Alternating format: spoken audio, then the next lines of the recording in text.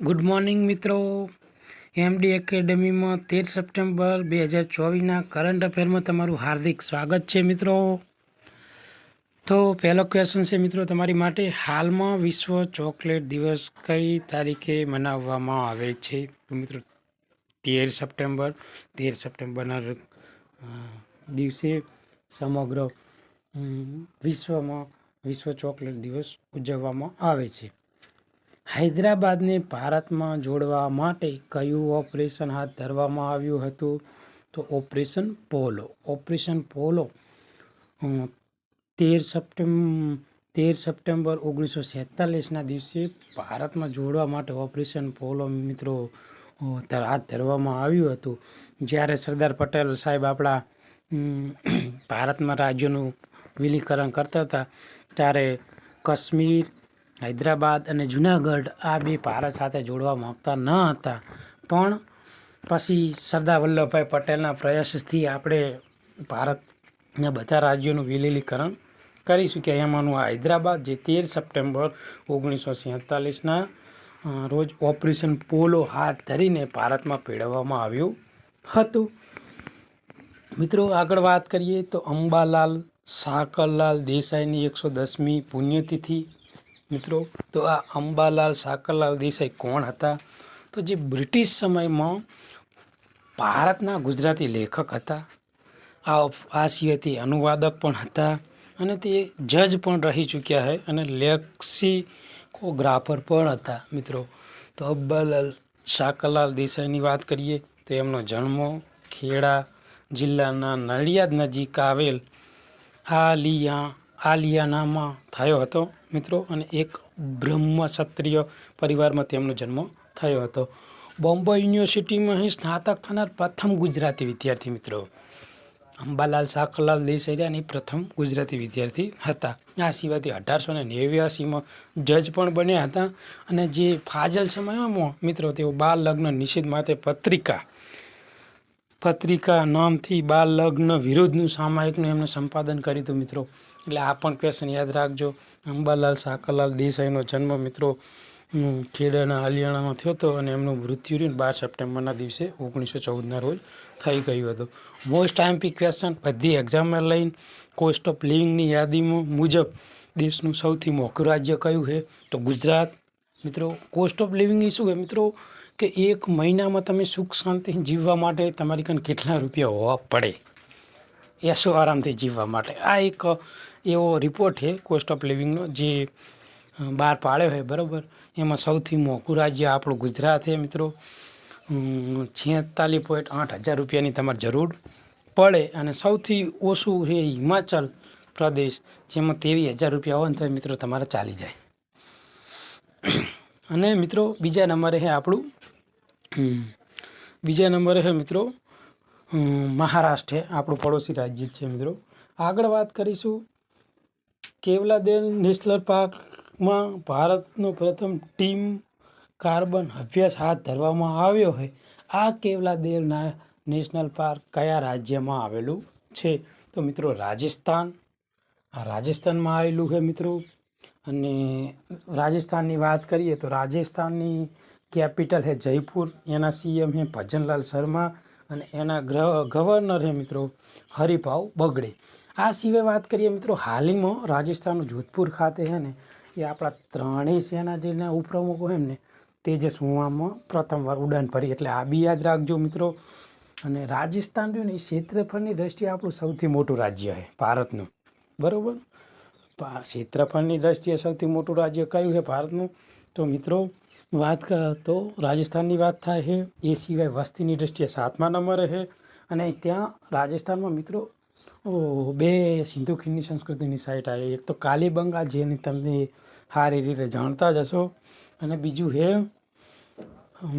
બલથલા બરાબર મિત્રો. એટલે આ બી યાદ રાખજો. અને કેવલાદેવ રાષ્ટ્રીય ઉદ્યાનને વર્લ્ડ હેરિટેજ સાઇટનો દરજ્જો મળ્યો છે. એ ક્યારે મળ્યો એ કોમેન્ટમાં તમારે જવાબ આપવાનો છે બરાબર મિત્રો. આ ક્વેશ્ચન તમારી માટે કાલે હું આવીશ લેક્ચર લેવા એટલે તમને પૂછીશ કે કેવલાદેવ રાષ્ટ્રીય ઉદ્યાનનો વર્લ્ડ હેરિટેજ સાઇટનો દરજ્જો ક્યારે મળ્યો હતો. તો મિત્રો વર્લ્ડ હેરિટેજ ડે આપણે 18 એપ્રિલના દિવસે ઉજવીએ છીએ અને એ 1983થી આપણે ઉજવતા આવીએ છીએ વર્લ્ડ હેરિટેજ ડેનું મિત્રો.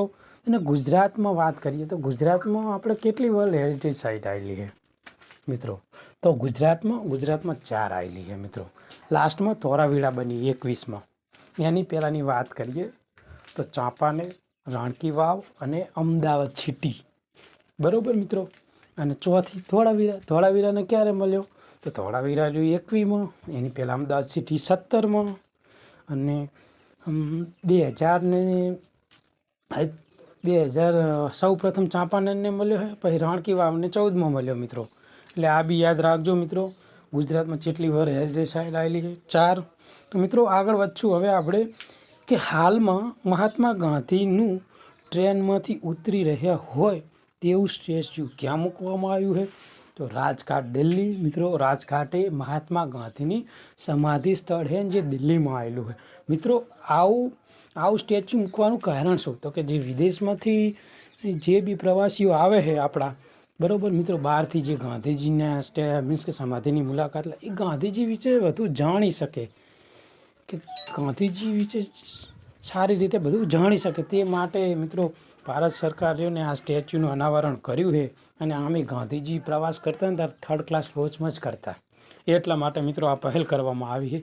આ સિવાય મિત્રો આયુષ્યમાન યોજનાને લગતો હોય મિત્રો 70 વર્ષથી ઉપરના જે વરિષ્ઠ આપણા જે દાદાઓ હોય તેમની માટે તેને આમના સમાવી લેવામાં આવ્યા છે મિત્રો. અને એમાં કોઈ પણ આવક મર્યાદા લાગતી નથી મિત્રો. અને એને એટલા માટે આયુષ્યમાન ભારત યોજનાનો લાભ મળી રહે એમને, એટલા માટે 37 કરોડ રૂપિયાની ફાળવણી કરી છે મિત્રો. અને આયુષ્યમાન ભારતમાં શું છે મિત્રો કે મા અમૃતમ યોજના અને મા વાત્સલ્ય યોજના, આ બેને મર્જ કરવામાં આવી છે. અને આયુષ્યમાન ભારત નવી યોજના લઈને આવ્યું છે. અને 5 લાખ રૂપિયાની નિઃશુલ્ક કોઈ બી બીમારી હોય મિત્રો ગંભીર, એના માટે સારવાર માટે સરકાર પહેલ કરી છે મિત્રો. આગળ વાત કરીશું તો દેશની પહેલી વંદે મેટ્રો અમદાવાદથી ભુજ વચ્ચે 16 સપ્ટેમ્બરથી શરૂ થવાની છે. આનું લોકાર્પણ ભુજ ખાતે થશે અને ત્યાંથી મોદી સાહેબ આવશે અમદાવાદ JMDC ગ્રાઉન્ડમાં અને આમનો ભવ્ય પ્રોગ્રામ છે. આગળ વાત કરીએ એશિયન ચેમ્પિયનશિપ ટ્રોફી હોકીને કઈ ટીમને ભારત સેમિફાઇનલમાં ગયું છે? તો મલેશિયાને હરાઈને ગયું છે. એ પણ ભારતે 8 ગોલ માર્યા, એની સામે મલેશિયા 1 જ ગોલ માર્યો. અને રાજકુમારે હેટ્રિક ગોલ માર્યા છે. અને આ ભારતનો સતત 3જો વિજય છે. આપણા હોકી ટીમના કોચ છે ક્રેગ ફુલટોન અને કપ્તાન છે હરમનપ્રીત સિંહ. આગળ વાત કરીશું મિત્રો હરિયાણા દમદમા વિસ્તારમાંથી ગંભીર રીતે જોખમાયેલો કાચબો ઇન્ડોટેસ્ટુડો એંગાન્ડા પ્રથમ વખત જોવા મળ્યો છે મિત્રો. આ રહ્યો ને, આ જે કાચબાની જાતિ છે ને, એ ભારતમાં સૌ પ્રથમ જોવા મળી છે. આ કાચબો ક્યારેય આની પહેલાં ભારતમાં જોવા મળ્યો નહીં. એટલે મિત્રો આ બી યાદ રાખજો, બરાબર મિત્રો. હવે આપણે નેક્સ્ટ ક્વેશ્ચનની વાત કરીએ તો ગુજરાત સરકારે પોલિસી થિંક ટેન્ક તરીકે ગ્રીટની સ્થાપના કરી છે મિત્રો. આ ગ્રીટ શું છે? તો મિત્રો જે નરેન્દ્ર મોદીનું જે વિકસિત ભારત 1947ની સંકલ્પના છે ને, એની સાકાર કરવા માટે આપણે ભૂપેન્દ્ર પટેલે ગુજરાત 1947, બરાબર, 1947થી સાકાર કરવા માટે આ ભૂપેન્દ્ર પટેલના નેતૃત્વ હેઠળનું એક આગવું પ્રદાન છે, બરાબર મિત્રો. એટલે આ પ્રશ્નો યાદ રાખજો, ઇમ્પોર્ટન્ટ છે. બાકી આ જે બી કરંટ અફેર છે આપણે મિત્રો અલગ 5-6 ન્યૂઝપેપર, હિન્દુ લઈ લો, ટાઈમ્સ ઓફ ઇન્ડિયા લઈ લો, દિવ્ય ભાસ્કર, ગુજરાત સમાચાર, સંદેશ, બધા જ ન્યૂઝપેપરનું ડીપલી એનાલિસિસ કરીને તમારી માટે અમે કરંટ બનાવીએ છીએ મિત્રો. તો જો તમને આ કરંટ અફેરનો વિડીયો ગમ્યો હોય તો તમે લાઈક કરો, સબસ્ક્રાઈબ કરો અને તમારા બીજા મિત્રો સુધી પહોંચાડો આ વિડીયો, જેથી કરી એમને પણ લાભ મળે. અને જો અમે 5 સપ્ટેમ્બરના દિવસે નવી પહેલ ચાલુ કરી છે તમારી માટે, તો થોડી ઘણી ભૂલો થતી હોય તો ચલાવી લેજો. પણ